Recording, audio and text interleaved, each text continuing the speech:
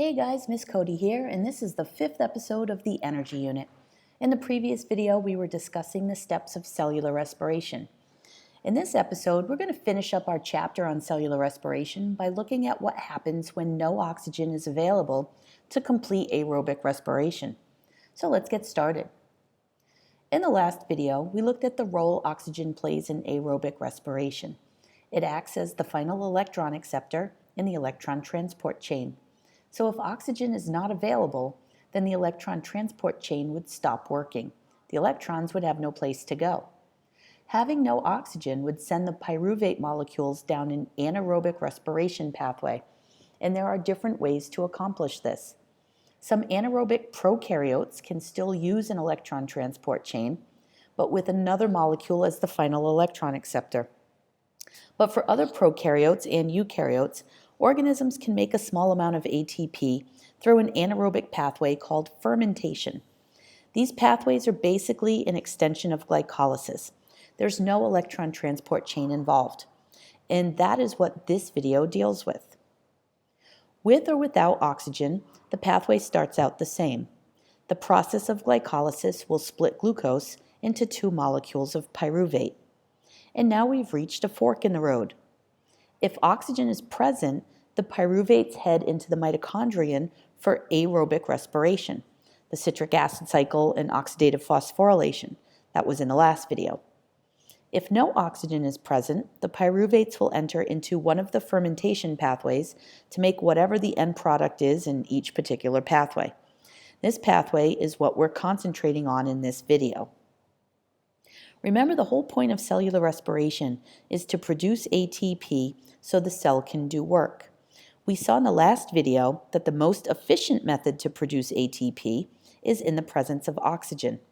But even without oxygen, the cell can still produce ATP, but not nearly as much. For some small unicellular organisms, this little bit of ATP can be just enough for them to survive.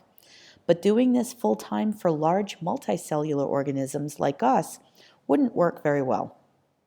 Again, no matter what the pathway, glycolysis is always the starting point. And at the end of glycolysis, we do end up with two net ATP molecules and two NADH. The main purpose of fermentation is to regenerate the NADH molecules back to NAD+, so it can go back to glycolysis to make more ATP for the organism. While there are many different types of fermentation, the two major pathways you need to be familiar with are alcohol and lactic acid fermentation. In alcoholic fermentation, the end product is ethanol, which is a 2-carbon compound. So if we start with pyruvate, which is a 3-carbon compound, then we're going to need to lose a carbon atom. And that's going to happen in the first step to make a compound called acetaldehyde. Then acetaldehyde takes the electrons from NADH, it acts as the final electron acceptor to make ethanol. And in giving up its electrons, NADH is converted back to NAD+, so it can go back to glycolysis and do it all again. We take advantage of alcoholic fermentation when we use yeast to brew beer, make wine, or bake bread. The second fermentation pathway is lactic acid fermentation. Here, lactic acid, or lactate as it's referred to in this diagram, is a 3-carbon compound, so there's no need to lose a carbon atom. Pyruvate itself accepts the electrons from NADH, regenerating NADH to NAD+, where it can go back to glycolysis to make more ATP. Bacteria use this pathway to make cheese, yogurt, and even kimchi, if you're into that. And you may also be aware that when you're exercising and your body cannot get oxygen to your muscle cells fast enough, your muscle cells can switch over to lactic acid fermentation, and then switch back when oxygen is present again. So the biggest takeaway from the fermentation pathways is that it is a means of regenerating NAD+ to go back to glycolysis. Without it, the cell would eventually run out of NAD+. All of the NAD+ molecules would be reduced to NADH, and without oxygen, would have nowhere to go. And when glycolysis stops, then no energy is being made, and the cell would die. To compare and contrast fermentation with aerobic respiration, let's look at the similarities first. 1, the pathways start with glycolysis, which makes 2 ATP. And 2, NAD+ is used in all pathways as the oxidizing agent. It accepts electrons during glycolysis and becomes reduced to NADH. As far as the differences are concerned, first, fermentation uses an organic molecule to act as the final electron acceptor, while cellular respiration uses oxygen at the end of the electron transport chain. And second, the amount of ATP is markedly different between the pathways, with fermentation making only 2 and cellular respiration producing around 32 ATP. College Board loves to ask questions about the evolutionary significance of glycolysis. I know we haven't talked about the history of life on Earth yet, but I hope you would know that early Earth atmosphere really did not contain any oxygen.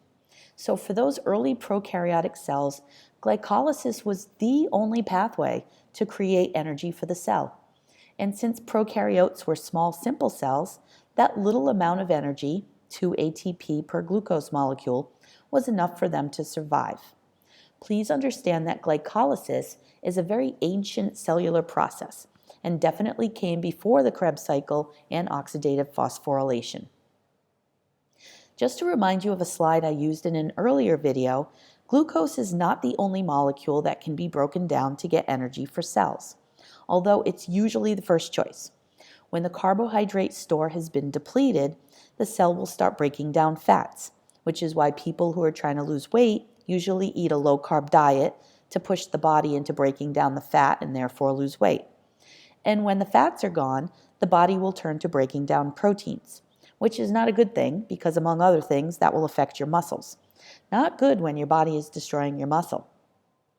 Another thing I want to mention is the fact that all of these reactions taking place involve enzymes.